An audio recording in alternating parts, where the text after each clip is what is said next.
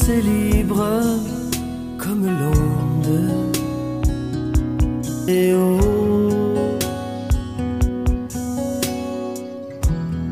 douce la paix qui m'inonde quand s'assemblent tes troupeaux.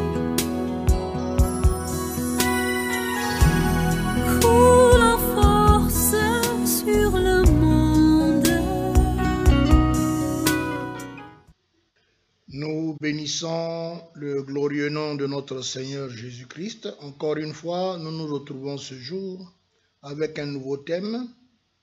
Le thème, c'est le chrétien et sa maison. Je répète, le chrétien et sa maison. Comme texte introductif, nous prenons le psaume 127, verset 1, verset 3 et verset 5. Je répète, psaume 127, verset 1, verset 3 et verset 5. Verset 1. Si l'Éternel ne bâtit la maison, ceux qui la bâtissent travaillent en vain. Verset 3. Voici des fils sont un héritage de l'Éternel. Le fruit des entrailles est une récompense. Verset 5. Heureux l'homme qui en a rempli son carquois. Dès le premier verset, la Bible nous enseigne que lorsque quelqu'un veut bâtir famille, lorsque quelqu'un veut construire une maison, bien-aimé, nous devons nous connecter, associer Dieu avec nous. Parce que le Seigneur dit, si l'Éternel ne bâtit la maison, ceux qui la bâtissent travaillent en vain. En tant que créature de notre Dieu, au moment où nous prenons la résolution de bâtir une maison, de fonder une famille, bien-aimés, nous devons nous connecter à Dieu, nous devons associer Dieu dans l'œuvre merveilleuse que nous sommes en train d'accomplir en tant que couple. Depuis le jardin d'Éden, la première bénédiction que le Seigneur avait libérée pour les hommes, c'est multiplier, soyez féconds, multiplier et remplissez la terre. Dieu avait un projet merveilleux pour les familles, pour les couples qui devaient se multiplier, avoir des enfants. Et là où ce couple demeure, là où ils vivent, c'est ça la maison. Et aujourd'hui, bien-aimés, par rapport au thème, nous allons parler du chrétien et de sa maison. Le verset 3 nous dit que « Voici, des fils sont un héritage de l'Éternel. » Avoir des enfants parce qu'on a obéi à cette ordonnance de l'Éternel qui dit « Multipliez et remplissez la terre ». On ne va pas se multiplier en désordre, on ne va pas prendre des femmes ça et là pour multiplier, mais c'est dans un cadre officiel, celui du mariage. Et bien aimé, les enfants qui naissent dans un cadre comme celui-là, la Bible déclare qu'ils sont un héritage de l'Éternel. Le fruit des entrailles est une récompense. Le crois-tu vraiment? Es-tu parmi les hommes qui disent que les enfants c'est chiant, les enfants c'est emmerdant, les enfants c'est des problèmes, les enfants c'est des difficultés? La Bible parle du contraire et nous allons le voir tout à l'heure. Comment est-ce que vous allez procéder pour que la maison que vous bâtissez soit une bénédiction? Bien-aimés, la Bible continue au verset 5. Heureux l'homme qui en remplit les carquois. Nous sommes à un moment où les hommes ont commencé à limiter les naissances. Ils disent, moi je m'arrête à un enfant, je m'arrête à 2 enfants parce que trop d'enfants c'est compliqué. La Bible dit que heureux l'homme qui en remplit les carquois. C'est-à-dire que autant d'enfants que tu as, tu es heureux. Il suffit que tu regardes, bien-aimé, tu écoutes cet enseignement pour voir dans quel cadre tu vas élever ces enfants. Comment est-ce que la famille va se constituer, comment est-ce que la famille va évoluer jusqu'au départ des parents. Il y a donc 2 maisons qui occupent une place très importante dans l'enseignement de Dieu. Ce sont la maison de Dieu et la maison du serviteur de Dieu. Dieu attache une grande importance à sa maison, lieu où réside sa vérité, son honneur, sa gloire, son nom, son caractère.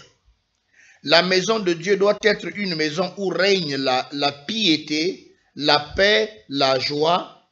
Elle doit être une maison sainte et spirituelle, pure et céleste.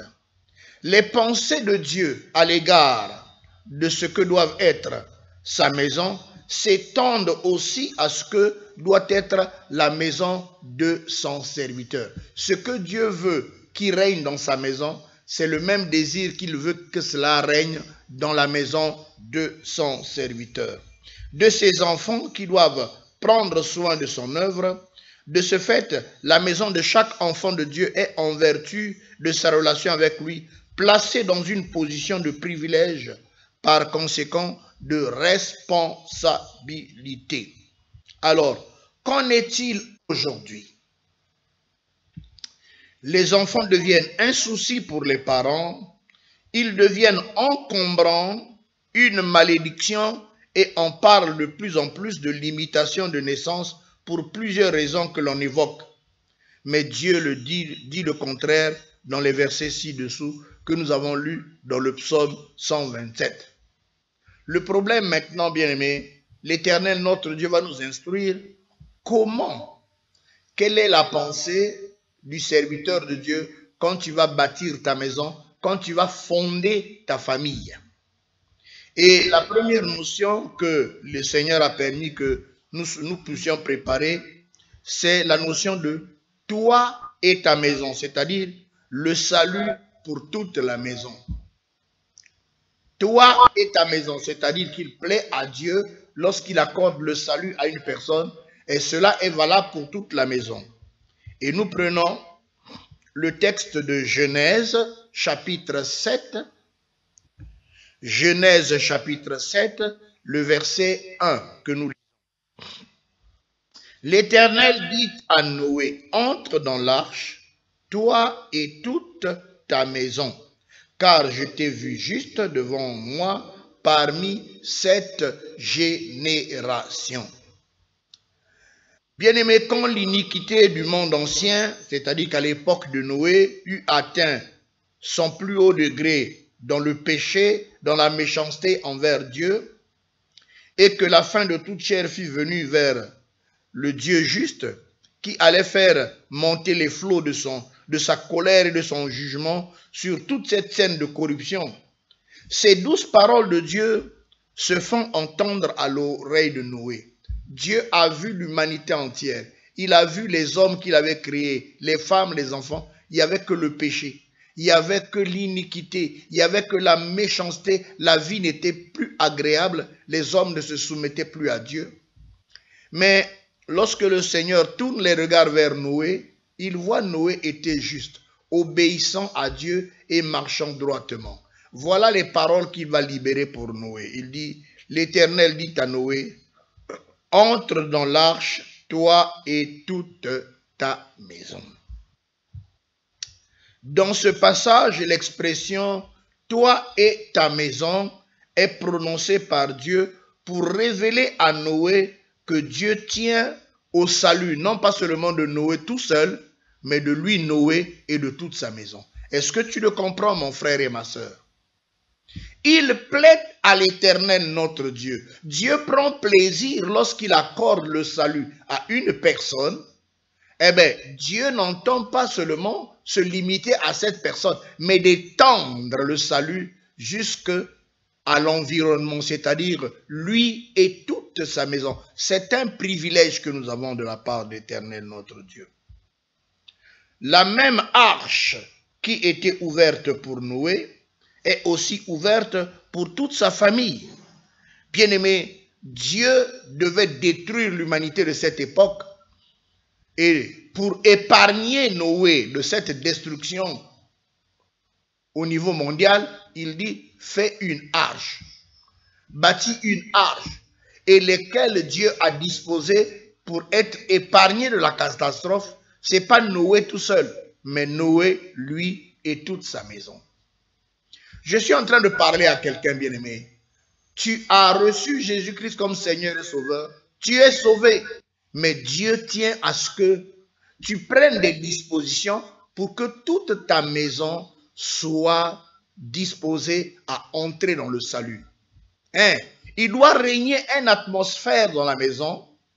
Il faut placer toute ta maison dans des conditions favorables pour être sauvé. Dieu veut sauver toi et toute ta maison, non pas toi seulement. Et donc tu dois placer ta maison dans des conditions favorables. Il y a une atmosphère divine qui doit régner dans la maison. Et nous allons le voir dans la discipline morale, dans l'enseignement biblique, dans toutes ces choses, dans les cultes de famille, de telle sorte que toute ta maison soit placée dans des conditions d'être sauvée. Nous en avons un exemple dans la Bible. Un premier exemple dans la Bible, c'est Actes chapitre 11, le verset 13 et le verset 14. Actes chapitre 11, le verset 13 et le verset 14. Cet homme nous raconta comment il a vu dans sa maison l'ange se présentant à lui et disant: envoie à Joppé et fais venir Simon, surnommé Pierre, qui te dira des choses par lesquelles tu seras sauvé, toi et toute ta maison. Bien-aimé, l'apôtre Paul nous précise ici comment il fait comprendre à Corneille, cet homme-là qui priait, cet homme-là qui craignait Dieu, et Paul fait comprendre, précise qu'il fait comprendre à Corneille qu'il plaît à notre Dieu de le sauver, lui et tous ceux qui sont dans sa maison. C'est-à-dire que tous ceux de sa maison, c'est-à-dire ceux qui sont sous l'autorité et la protection de Corneille, et qui étaient en mesure de comprendre le message de l'évangile et de croire en Jésus, en plaçant toute sa maison dans des conditions favorables pour l'évangile, en plaçant toute sa maison dans une atmosphère pour que règne la paix, la joie que dégage l'évangile du salut, en plaçant tous ses enfants dans une discipline selon les Écritures. Bien-aimés, nous favorisons le salut pour nous et pour notre maison. Un deuxième exemple dans la Bible, c'est Actes chapitre 16, le verset 29 à 31. Actes chapitre 16, le verset 29 à 31. Alors le geôlier, ayant demandé de la lumière, entra précipitamment et se jeta tout tremblant aux pieds de Paul et de Silas. Il les fit sortir et dit: Seigneur, que faut-il que je fasse pour être sauvé?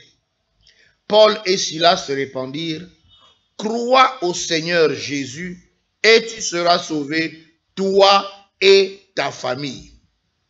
Bien-aimé, Paul et Silas avaient prêché le nom de Jésus, ce qui avait déplu aux pharisiens, aux sadducéens et aux scribes, qui avaient fait arrêter Pierre et l'avaient mis en prison. Eh bien, pendant qu'ils étaient en prison, ils priaient, l'église aussi priait. Mais il s'est passé quelque chose d'extraordinaire. Les portes de la prison se sont ouvertes toutes seules. Les chaînes par lesquelles Paul et Pierre étaient liés se sont brisées. Les prisonniers sont tous sortis. Et le geôlier qui gardait la prison a pris peur. Il dit: mais qu'est-ce qui se passe? Et quand il entre dans la prison, il trouve que Pierre et Silas sont là. Il a compris que non, il y a un Dieu vivant qui est intervenu en leur faveur. Il dit alors: que faut-il que je fasse pour être sauvé? Je réalise que vous servez un Dieu vivant. Je réalise que vous priez un Dieu vrai. Moi aussi, je vais être sauvé. Qu'est-ce qu'il faut que je fasse? Mais Pierre et Silas l'ont dit: crois au Seigneur Jésus et tu seras sauvé. Non pas seulement toi seul, mais toi et toute ta famille. Je voudrais maintenant m'adresser aux bien-aimés téléspectatrices et téléspectateurs de Pointe-Noire, bien-aimés. C'est triste et malheureux de constater que le dimanche, lorsque nous allons à l'église, quelquefois c'est maman qui vient, papa est dans les bars en train de boire, les enfants sont au football ou à la marche, et dans une maison, il n'y a qu'une personne qui est sauvée. Et cette personne, ça ne lui dit rien de voir ses parents mourir et aller en enfer parce qu'il ne prie pas et ça ne lui dit rien. Est-ce que réellement tu aimes tes enfants? Est-ce que réellement tu aimes ton mari? Il y a comme ça des frères, ils fréquentent l'église, sa femme ne prie pas, ses enfants sont dans le monde et ça ne lui dit rien. Bien-aimé, le jour de l'enlèvement, nous serons surpris de voir que nos familles qui ne prient pas vont être laissées derrière. Et est-ce que nous prétendons les aimer véritablement? Donc, un chrétien qui a reçu Jésus-Christ comme Seigneur et Sauveur et qui est sauvé par la grâce de Dieu, doit avoir en lui la pensée de s'intéresser au salut de sa femme et de ses enfants. Et pour cela, placer toute sa maison dans des conditions favorables au salut. Placer toute la maison dans la discipline, placer toute la maison dans une atmosphère favorable au salut. Et c'est de cela qu'il s'agit, bien-aimés. C'est notre responsabilité. Il plaît à Dieu de sauver le chrétien, lui et toute sa maison.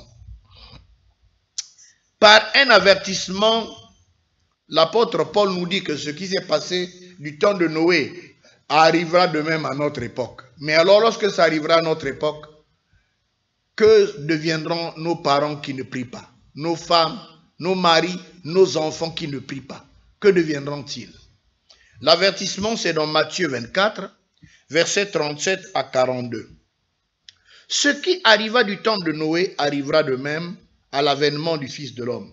Car dans les jours qui précédèrent le déluge, les hommes mangeaient et buvaient, se mariaient et mariaient leurs enfants, jusqu'au jour où Noé entra dans l'arche. Et ils ne se doutaient rien jusqu'à ce que le déluge vint et les emporta tous. Il en sera de même à l'avènement du Fils de l'homme. Alors de deux hommes qui seront dans un champ, l'un sera pris et l'autre sera laissé. De deux femmes qui moudront à la meule, l'une sera prise et l'autre laissée. Veillez donc, puisque vous ne savez à quel jour votre Seigneur viendra. Voilà donc un avertissement que nous donne l'Éternel notre Dieu, que ce qui s'est passé à l'époque de Noé, la destruction de l'humanité entière, se fera de même. C'est une prophétie qui est en route. Et actuellement, bien aimés, tous les signaux indiquent que cette prophétie va bientôt s'accomplir. Jésus revient bientôt. Et pendant que Jésus revient bientôt, que deviendra ta femme? Que deviendront tes enfants qui ne prient pas? Que deviendra ton mari qui ne connaît pas le Seigneur?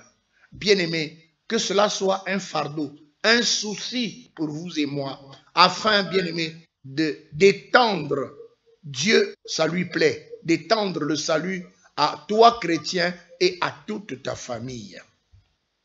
La température spirituelle de ce monde, bien-aimé, indique que ces temps actuels ont les mêmes signes qu'au temps de Noé. Pensons-y, bien-aimés, regardons tout autour de nous pour nous rendre compte que si notre maison est prête pour ce jour, est-ce que notre maison est prête? Est-ce que tes enfants sont sauvés? Est-ce que tes enfants servent le Seigneur? Est-ce que ta maison est prête pour le jour du Seigneur? Un autre point que je vais aborder, bien-aimé, pour favoriser que la maison soit sauvée, nous allons parler du gouvernement moral de la maison. Le gouvernement moral de la maison. Dans le texte de Éphésiens chapitre 6, le verset 4, Éphésiens chapitre 6, verset 4, la Bible déclare ceci. Et vous, pères, n'irritez pas vos enfants, mais élevez-les en les corrigeant et en les instruisant selon le Seigneur. Chers auditeurs, il y a un grand danger à irriter nos enfants ou à provoquer leur colère par une excessive rigueur et de transmettre et de traitement arbitraire. Nous, parents, devons être les modèles. Malheureusement, parents, nous ne sommes pas les modèles, nous nous comportons mal Et nous sommes en train de brimer les enfants, d'imposer certaines choses aux enfants qui ne correspondent pas à la parole de Dieu. Nous sommes devenus des tenaces, nous sommes devenus des Django à la maison en train de traiter durement les enfants. Et beaucoup d'enfants aujourd'hui, lorsque vous leur posez la question, que pensez-vous des parents? Ils diront, ah non, je ne suis pas content de mon père. Avec mon père, on ne s'entend pas. Avec ma maman, on ne s'entend pas. Et ce texte dit, vous parents, c'est vrai que vous avez la responsabilité, mais vous avez un devoir. Vous avez une responsabilité et vous avez un devoir. Le devoir, c'est de ne pas irriter les enfants. Il faut y veiller dans votre comportement, dans la manière de les traiter. Il ne faut pas irriter les enfants. Et en retour, la responsabilité, c'est qu'il faut élever les enfants en les corrigeant, en les instruisant selon l'Éternel notre Dieu, selon le Seigneur. Bien-aimés, le Seigneur doit toujours prendre soin de son maître comme modèle. Si Dieu gouverne sa maison avec une puissance exercée en justice, ainsi nous chrétiens, nous devons gouverner notre maison dans la justice de Dieu. Dieu aime et approuve et il honore de sa confiance le chrétien qui sait commander à ses fils et à sa maison de garder la voie de l'Éternel pour pratiquer ce qui est juste et droit et digne de la confiance de Dieu. Bien-aimé, cela une étonnante vérité que les parents chrétiens doivent comprendre. Pourquoi nombre de parents chrétiens ont manqué à cette responsabilité relative au gouvernement de leur maison sur le plan moral? Bien-aimés, allons voir les chrétiens et les chrétiennes chez eux à la maison, comment vivent leurs enfants, comment vivent leurs fils, comment vivent leurs filles. C'est un témoignage de mondanité. Allons visiter les chrétiens et les chrétiennes dans la maison. Regardons, bien-aimés, la vie des enfants. C'est un étalage de la mondanité d'une indiscipline notoire. Même la manière de s'habiller, les enfants rentrent en retard, les enfants ne sont pas contrôlés. Déjà, les parents ne contrôlent pas les cahiers des enfants. À notre époque, les parents n'étaient pas beaucoup alphabétisés, mais ils jetaient un coup d'œil dans le cahier chaque soir pour regarder la leçon du jour, pour regarder est-ce que tu as été présent, est-ce que tu as, par rapport à ton emploi du temps, est-ce que tu as participé au cours. Mais aujourd'hui, toute une année, les parents ne jettent pas le cahier, ni papa, ni maman, dans le cahier de l'enfant. Mais bien aimé, les enfants sortent de la maison des parents, mal habillés, les jupes courtes, bien aimés, et les parents assistent, regardent. Comment, dans un environnement comme ça, vous allez favoriser le salut? Lorsqu'il y a un laisser-aller sur le plan moral à la maison. Dieu considère la maison d'un homme comme une partie de cet homme, dont le témoignage doit être bon. Pour les observateurs, les enfants sont la pierre de touche de ce que sont les parents. Et la maison révèle l'état moral de son chef. Un chrétien peut paraître spirituel et enseigner de belles choses, des très belles et vraies, mais pour juger sainement de sa personne, laissez-moi entrer dans sa maison. Si celle-ci n'est gouvernée selon Dieu, il n'est pas un fidèle témoin de Jésus-Christ. Aujourd'hui, nous, pasteurs, devant l'église, devant la télé, la radio, bien-aimés, nous prêchons la parole de Dieu. Nous déclarons certaines choses. Nous condamnons certaines choses. Le péché et beaucoup de choses. Mais lorsqu'on va regarder chez nous à la maison, bien-aimés, c'est un tissu de désordre bien étalé. C'est une indiscipline. C'est le monde qui est à l'œuvre. Les enfants des pasteurs qui ramassent des grossesses ça et là. Les enfants des pasteurs qui enceintent des filles ça et là, dont le témoignage est gâté. Allons dans les maisons des pasteurs et des frères chrétiens. Regardons la vie de leurs enfants. Bien-aimés. Alors que l'Éternel, notre Dieu, voudrait que nous et notre maison, nous soyons sauvés. Mais pourquoi est-ce que nous ne plaçons pas nos maisons dans des conditions favorables au salut? Et est-ce en vain que dans un texte, l'apôtre Paul s'adresse surtout à ceux qui vont prendre des responsabilités dans l'Église? Nous le voyons dans 1 Timothée 3, versets 1 à 7. 1 Timothée 3, versets 1 à 7, il dit, « Cette parole est certaine. Si quelqu'un aspire à la charge d'évêque, il désire une œuvre excellente. Il faut donc, c'est un impératif, il faut donc que l'évêque soit irréprochable. Mari d'une seule femme, sobre, modéré, réglé dans sa conduite, hospitalier, propre à l'enseignement.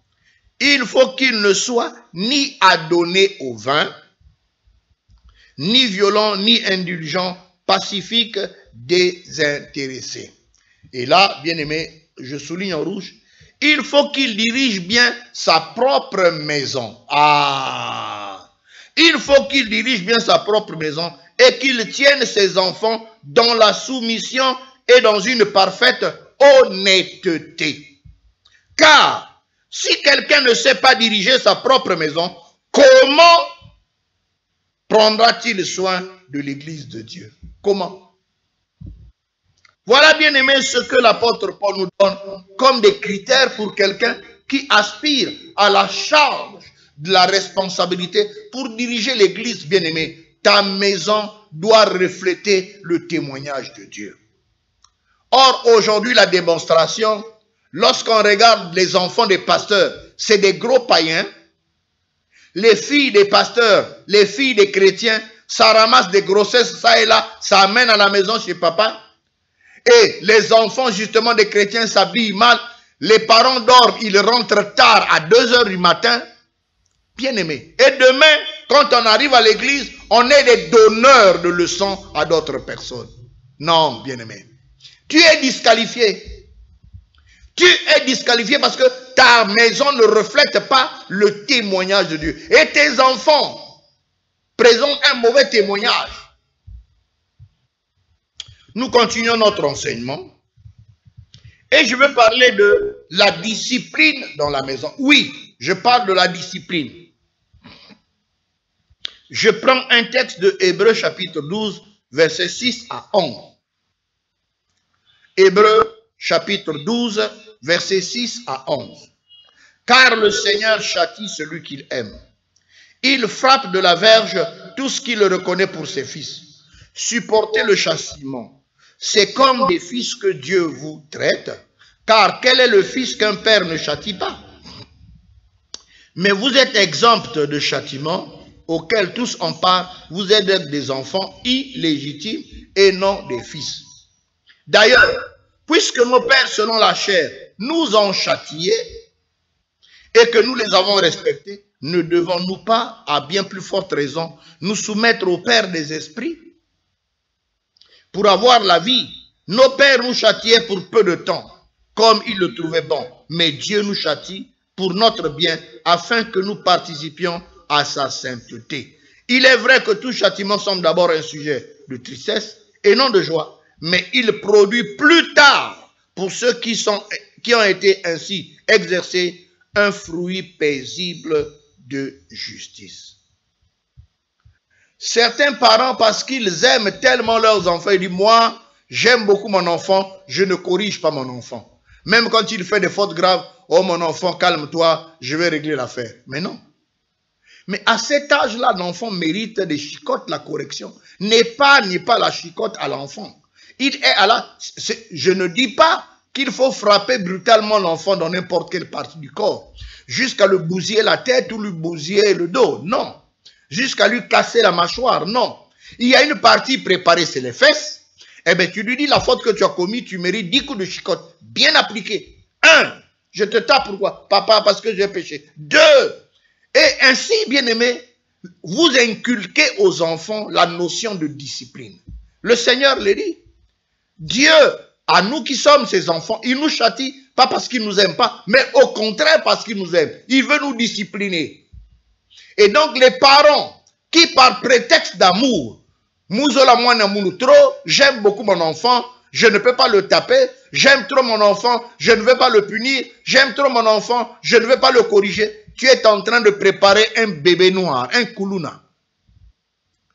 On est en train de préparer des indisciplinés dans la société qui vont faire des dégâts. Puisque, bien aimé, à la maison, on n'imprime pas la discipline, eh bien, bonjour les dégâts dehors. À l'école, vous croyez qu'il va respecter l'enseignant? Dans la rue, il va respecter la personne âgée. Dans le milieu du travail, il va respecter son chef, puisque depuis la maison, on n'a pas imprimé la discipline. Bien aimé, c'est un mensonge lorsque l'on déclare que ce sont mes enfants, j'aime tellement mes enfants, je les chéris, eh bien je ne peux pas punir mes enfants. C'est une fausseté. Le Seigneur dit dans 1 Jean 3, 1, écoutez ce que le Seigneur dit dans 1 Jean 3, 1. Voyez quel amour le Père nous a témoigné pour que nous soyons appelés enfants de Dieu. Et nous le sommes. Si le monde ne nous connaît pas, c'est qu'il ne l'a pas connu. Et l'Éternel, notre Dieu, dans le texte plus haut, nous montre que lui qui est un Dieu de discipline et d'ordre, il imprime l'ordre et la discipline à la maison. Maman n'est pas permis de faire certaines choses. Il y a l'ordre et la discipline dans la maison. Les enfants ne sont pas autorisés à s'habiller n'importe comment. Les enfants ne sont pas autorisés à rentrer à n'importe quelle heure. Il y a des enfants qui sont sortis du toit parental parce qu'à 18 ans, 19 ans, ils travaillent. Mais que dit la Bible? La Bible dit l'homme quittera son père et sa mère, s'attachera à sa femme. C'est pendant le mariage, oui, c'est pendant le mariage qu'un jeune garçon, une jeune fille peut sortir du toit parental pour aller fonder sa famille, sa maison à lui. Même s'il travaille, il n'est pas encore marié, mais il doit rester sous le toit des parents. Et oui, c'est ce que disent les Écritures. Bien-aimés, toutefois que les parents chrétiens perdent de vue cette grande vérité, leurs maisons sont livrées au désordre. Ils le gouvernent par leurs enfants, mais ce sont des enfants qui gouvernent les parents. Ce sont les enfants qui dictent des lois aux parents. Ce sont des enfants qui se tiennent debout sur toute leur hauteur et sont en train de narguer les parents. Papa parle, le garçon parle. Maman parle, la fille parle. Et sans vergogne. Bien-aimé, dans ma maison, tu ne feras pas des choses. Je vais te bastonner copieusement au point où tu regretteras de l'avoir fait. Ah non, il faut imprimer la discipline et l'ordre dans la maison d'un chrétien. Donc, épargner les enfants de la correction, de la discipline et du châtiment en cas de mauvais acte, sous prétexte que ces enfants, mes enfants, je les aime tellement, bien-aimés, c'est une grande erreur. Il faut châtier. Lorsque l'enfant a commis une faute, il faut le lui signifier et lui infliger la chicotte dans un endroit bien préparé par le Créateur, c'est-à-dire aux fesses, la chicotte bien appliquée par là, et l'enfant comprendra qu'il a fait une faute.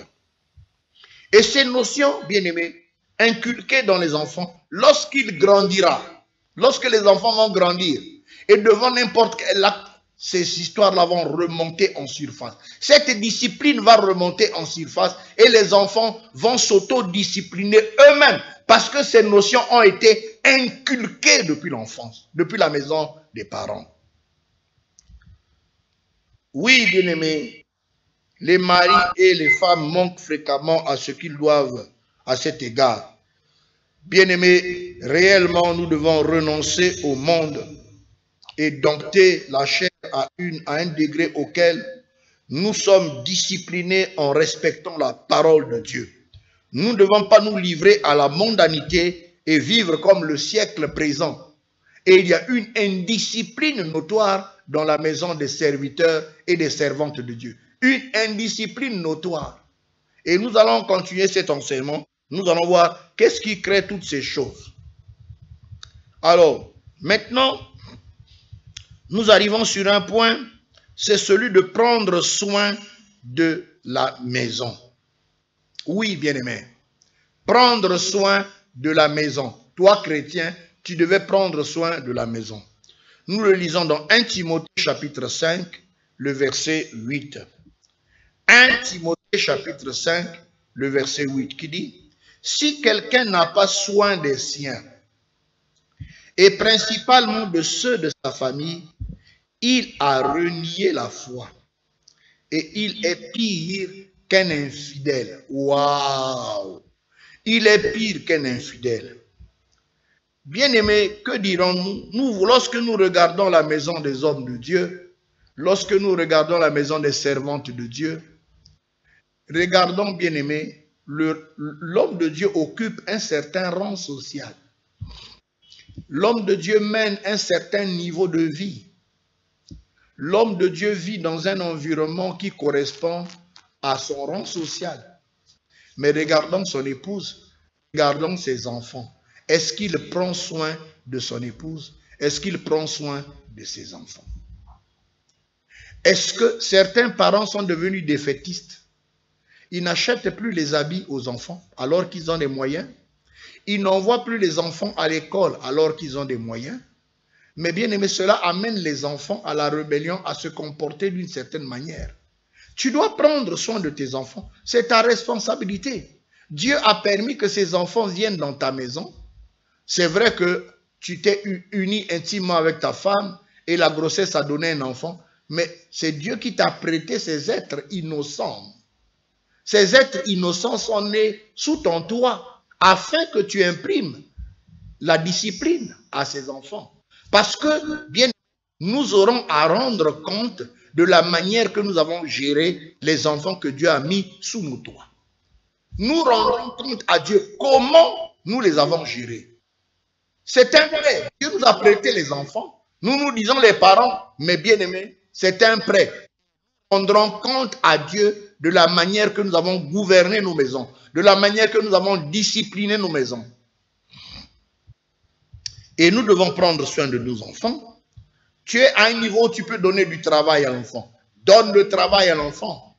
Tu es à un niveau où tu peux financer quelque chose pour ton épouse. Finance, donne ton épouse une activité productive pour pouvoir soutenir la maison. Et beaucoup de personnes se disent chrétiens, chrétiennes, mais ne prennent pas soin de leur maison. Eux-mêmes, ils croient que la vie s'arrête à eux et les enfants sont abandonnés à eux-mêmes. Non, bien-aimés. Le chrétien, ce n'est pas celui-là. Le chrétien est celui qui sait prendre soin de ses enfants. Un grand nombre de cas, les enfants de chrétiens sont connus comme les plus indisciplinés des alentours. Ces enfants seraient tels que si leurs parents avaient compris ce principe, toi et ta maison. Les enfants de certains frères et certaines sœurs vivent comme abandonnés à eux-mêmes. Les parents ne prennent plus soin. Les parents ne s'inquiètent pas. Que font les enfants? Que deviennent les enfants? Leur avenir n'intéresse pas aux parents. Les parents imposent plutôt d'autres choses aux enfants. L'enfant veut faire telle chose, le parent impose autre chose. Bien-aimés, non. Prenons soin de nos enfants, déclare l'Éternel notre Dieu.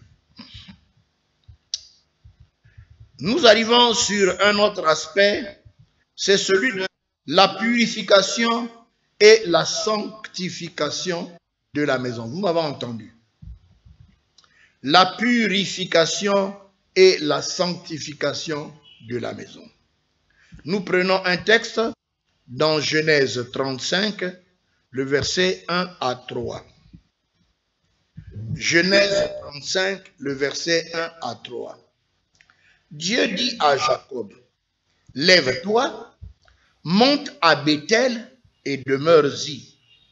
Là, tu dresseras un autel au Dieu qui t'a paru lorsque tu fuyais Ésaïe, ton frère. » Jacob tourne et dit à sa maison, à tous ceux qui étaient avec lui, « ôtez les dieux étrangers qui sont au milieu de vous. »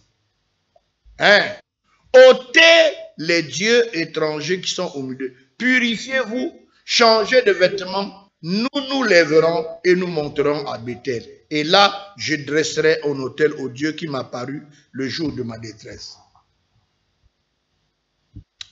Dieu s'adresse à Jacob. Il dit, voilà, maintenant, tu t'es marié, tu as eu des femmes et des enfants. Tu retournes maintenant sous le toit paternel pour vivre ta vie de famille. Je t'apparais et là, bien-aimé, lève-toi, monte à Béthel, demeure-y, bâtis un autel. Commence à me servir là à Béthel. tu es devenu serviteur de Dieu. C'est l'appel que Dieu adresse à Jacob. Maintenant, tu n'es plus n'importe qui. Maintenant, tu as fondé une famille, tu as toute une maison. Ben, bien-aimé, tu commences à me servir, donc monte à Bethel. Et quand Jacob entend ce que Dieu lui dit, il ne s'arrête pas à lui. Il se tourne vers toute sa maison et il dit, ôtez les dieux étrangers. Parce que l'appel qui est lancé à Jacob est lancé à toute sa maison. Ah oui, bien-aimé, tu es serviteur de Dieu, tu es servante de Dieu. L'appel qui t'est lancé par Dieu ne te concerne pas toi tout seul, mais toi et toute ta maison. Oui, Jacob se tourne vers sa maison et dit, ôtez les dieux étrangers, qui sont au milieu de vous. Purifiez-vous et changez de vêtements. Nous nous lèverons et nous monterons à Bethel. Et là, je bâtirai. Est-ce que tu comprends, servante de Dieu? Est-ce que tu comprends, serviteur de Dieu, que l'appel qui t'est lancé est adressé à toute ta maison? Et lorsque Dieu te dit, tu deviens mon serviteur, tu deviens ma servante, mais tourne-toi vers ta maison, regarde quelle est la condition spirituelle de la maison. Jacob n'a pas hésité, parce que la femme de Jacob avait volé les binkoko de ses parents, les téraphim. Ce sera même l'objet de sa mort. Elle va mourir, parce que quand son père les a poursuivis, pour dire qui a volé mes téraphim, elle dit non, moi j'ai des règles, je ne descends pas de mon chameau. Ok. L'homme de Dieu avait déclaré, périsse la personne qui a pris ses téraphim. Mais Rachel était enceinte, Dieu a attendu qu'elle accouche, et c'est au moment de l'accouchement que Dieu a frappé Rachel parce qu'elle n'a pas obéi à cet ordre. Bien-aimés, dans nos maisons, nous ne connaissons pas l'état spirituel de nos épouses. Tu ne connais pas l'état spirituel de ta femme. Tu ne connais pas l'état spirituel de ta famille. C'est bien après que tu découvres, non, que c'est un franc-maçon, tu découvres que ta femme, c'est une sirène. Bien-aimé, nous devons vérifier l'état spirituel de notre maison. Il y a des enfants qui vont signer des pactes et des camans par-ci, par-là. Les parents ne sont pas au courant. Tu constates seulement que l'enfant, quand tu lui parles, il s'énerve, il commence à trembler. Il a des camans. Il a eu ça où? À l'école, au milieu des amis, ils se permettent de faire n'importe quoi. Bien-aimés, nous devons purifier la maison. Un serviteur de Dieu, une servante de Dieu doit s'assurer que son épouse ou son mari et tous les enfants sont purifiés et marchent dans la sainteté. Oui, bien-aimés. Nos épouses nous cachent des choses. Nos maris ont des chambres privées, ils nous cachent des choses. Nos enfants sous le lit, ils ont des choses, ils nous cachent des choses. Bien-aimés. Et quand vous servez Dieu dans ces conditions-là, un moment en haut, un moment en bas. Comment dans une maison, il y a plusieurs dieux. Toi, tu sers le Dieu véritable, mais ta femme ou tes enfants ou ton mari servent d'autres dieux. Et il y a un télescopage, il y a un toutanage des dieux. Les dieux se toutanagent. Il y a un moment en haut, un moment en bas. Un moment vous sentez la chaleur, un moment vous sentez le froid. Et bien aimé, la vie spirituelle à la maison n'est pas bonne. Tout ça parce que dans la maison, vous ne vous êtes pas assuré si tout le monde marche dans la pureté et dans la sainteté. Oui, bien aimé. Je m'en vais vous raconter une histoire que j'ai beaucoup aimée à propos de la sanctification de la maison. Et cette histoire est dans Exode chapitre 10, le verset 8 à 11. Bien-aimé, il faut tirer une grande leçon de cette histoire. La sanctification de la maison. Exode 10, 8 à 11. En firent revenir vers Pharaon Moïse et Aaron. Allez, leur dit-il, servez l'Éternel votre Dieu. Qui sont ceux qui iront? Qui sont ceux qui iront? Moïse répondit, nous irons avec nos enfants et nos vieillards, avec nos fils et nos filles, avec nos brebis et nos bœufs. C'est pour nous une fête en l'honneur de l'Éternel. Pharaon leur dit que l'Éternel soit avec vous, tout comme je vous ai laissé aller. Allez Vous et vos enfants, prenez garde, car le malheur est devant vous. Vous lirez la suite. C'est-à-dire que Pharaon, après les 10 plaies de l'Égypte, lorsqu'il est convaincu qu'il doit libérer le peuple d'Israël, Moïse et Aaron sonnent la trompette pour dire que la libération est arrivée. Mais Pharaon fait rappeler Moïse et Aaron. Il s'inquiète, il dit, lesquels iront pour servir Dieu au désert? Moïse dit, oh non, nous irons avec nos femmes, avec nos enfants, avec nos filles, avec nos vieillards, avec nos brebis, avec nos bœufs, avec nos coqs, nos poules, nos moutons. Tout ce qui est à nous, nous sortirons de l'Égypte. Est-ce que tu comprends cela, bien-aimé? C'est-à-dire que pour Moïse, rien de ce qui est à eux ne devait rester en Égypte. Mais Pharaon voulait que eux, les hommes, ils aillent, mais laisser en Égypte, madame, laisser en Égypte les enfants et leurs biens, de façon à ce qu'un jour, ils reviennent encore. Et là, bien aimé, par rapport à la sanctification, c'est que Dieu nous prend, nous sort de la mondanité, nous lave, nous purifie, nous sanctifie pour nous placer à l'écart afin de le servir. Mais malheureusement, lorsque nous allons dans la maison des serviteurs et des servantes de Dieu, toi qui es sanctifié par Jésus, tu es sorti seul. Tes enfants, tu as laissé en Égypte. Ta femme est en Égypte. Ton congélateur est en Égypte. C'est-à-dire que ton tourne-disque est en Égypte. Il y a des Koffi Olomide, des Fally Ipupa qui tournent comme musique à la maison. Mais bien aimé, mais ça reflète quoi? La maison d'un enfant de Dieu. Il y a des disques de Koffi Olomide. Il y a des disques de Fally Ipupa. Vous passez le temps à regarder des vidéos de pornographie. Vous entassez des liqueurs à la maison. Bien aimé, c'est-à-dire que pendant que le chrétien se dit être sanctifié, mais la maison est restée encore en Égypte. Madame est encore en Égypte. Les enfants sont... Moïse n'a pas dit ça. Moïse a dit à Pharaon, quand Pharaon dit lesquels iront, il dit nous, nos femmes, nos enfants, nos brebis. Bien aimé, toute la maison doit refléter la sainteté. Il ne doit pas avoir un seul film mondain dans la maison. Il ne doit pas avoir un seul disque mondain dans la maison. Même les tenues. Bien aimés, lorsque mes enfants achètent les tenues ou quelqu'un leur a offert une tenue, ils viennent d'abord me le montrer. Papa, voilà, on m'a offert. Je regarde et je prie pour ça. Parce que n'importe quelle tenue ne peut pas rentrer à la maison.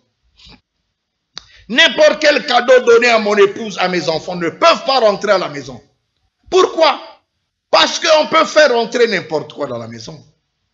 Et un jour, un pasteur, pendant qu'il tenait le culte, la sœur lui dit, papa, mes enfants sont indisciplinés, mes enfants vraiment reflètent la mondanité, mes enfants. Viens parler à mon fils aîné là, vraiment, il a même une de copines à la maison.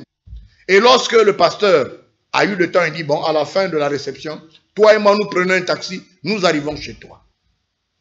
À la fin de la réception, le pasteur prend un taxi avec ses sœurs, ils vont dans son quartier. À peine le taxi gare vers le portail de la maison, vous entendez la musique mondaine, du rap, de la musique mondaine. Le pasteur dit, cette musique, il dit, papa, Nandako, à la maison, la musique vient. Il dit, bon, dans ces conditions-là, dans ce climat-là, dans cette atmosphère, comment veux-tu que les enfants donnent leur vie à Jésus? Comment? Comment? Il y a un problème, mais nous devons sortir de la mondanité et notre maison avec tout ce qui est du monde. Je prends un dernier point à cause du temps.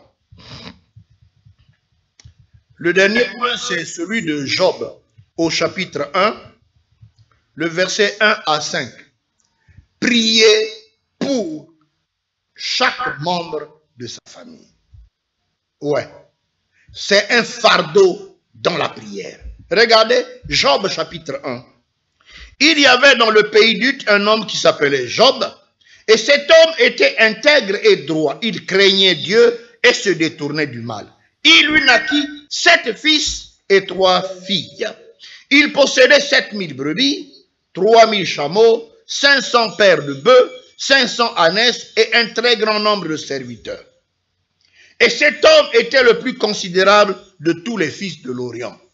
Maintenant, suivez. Ses fils allaient les uns chez les autres et donnaient tour à tour un festin. Et ils invitaient leurs 3 sœurs à manger, à boire avec eux. Et quand les jours de festin étaient passés, Job appelait et sanctifiait ses fils. Puis il se levait de bon matin et offrait pour chacun d'eux un holocauste. Et offrait pour chacun d'eux un holocauste. Car Job disait, peut-être mes fils ont-ils péché, ont-ils offensé Dieu dans leur cœur. C'est ainsi que Job avait coutume d'agir. Waouh! Un homme riche, un homme qui craignait Dieu, un homme fidèle à Dieu. Bien aimé, à cause de sa richesse, les enfants se comportaient en fils à papa. Vous savez, les enfants des riches là, ils invitent leurs amis, ils invitent leurs sœurs, ils se comportent comme fils à papa. Et Job avait un fardeau. Il dit peut-être que mes enfants, dans leur manière de vivre, ils posent des actes qui déplaisent à Dieu. Mais la Bible déclare que chaque matin, écoute-moi bien aimé, chaque matin, pour chacun des enfants, il offrait de l'holocauste. Tu peux faire un planning. Le lundi, tu pries pour la maman, matin, et tu portes le fardeau de la maman par rapport à son comportement. Le mardi, tu pries pour le fils aîné ou la fille aînée. Le mercredi, bien aimé. C'est-à-dire que dans ton moment d'intercession, tu portes chaque membre de ta famille devant le Seigneur. Et il avait coutume, c'est-à-dire, c'était devenu une habitude. Parents chrétiens, frères et sœurs, ayons l'habitude de porter nos enfants par la prière devant l'Éternel. Peut-être que mon enfant à l'école fait ceci. Peut-être que dans le quartier, peut-être que, bien aimé, nous devons les porter dans la prière. Et ainsi, bien aimé, l'Éternel, notre Dieu, qui écoute la prière, est capable de toucher et de changer les cœurs de nos enfants. Il est fidèle, Dieu est capable de le faire. Je vais donc, sans plus tarder, conclure l'enseignement par un merveilleux texte dans Josué, chapitre 24, le verset 14 et 15. Je vais clôturer le message par Josué et ensuite je donnerai mon témoignage. J'ai un témoignage à donner au corps de Christ de Pointe-Noire. Josué 24, 14 et 15. Maintenant, craignez l'Éternel et servez-le avec intégrité et fidélité. Faites disparaître les dieux qu'ont servi vos pères de l'autre côté du fleuve et en Égypte. Et servez l'Éternel. Si vous ne trouvez pas bon de servir l'Éternel, choisissez aujourd'hui qui vous voulez servir. Ou les dieux que servaient vos pères au-delà du fleuve, ou les dieux des Amoréens dans le pays desquels vous habitez. Moi et ma maison, nous servirons l'Éternel. Waouh! Moi et ma maison, nous servirons l'Éternel. Bien-aimé, je voudrais témoigner de ma propre personne. Toutes ces choses-là, je les ai connues il y a plus de 30 ans.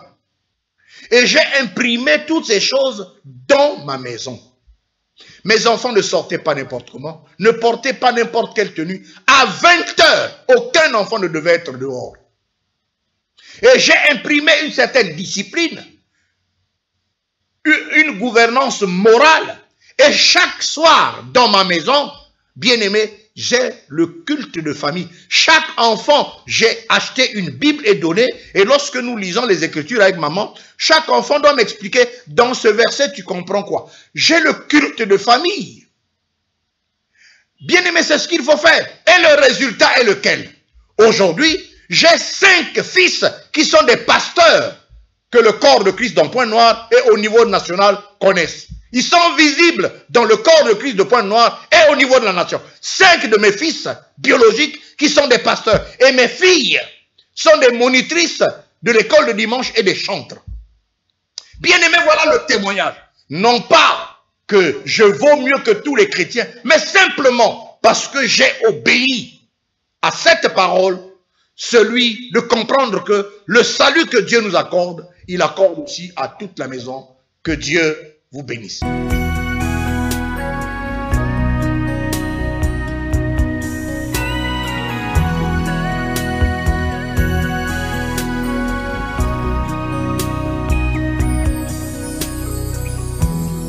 Douce et libre comme l'onde,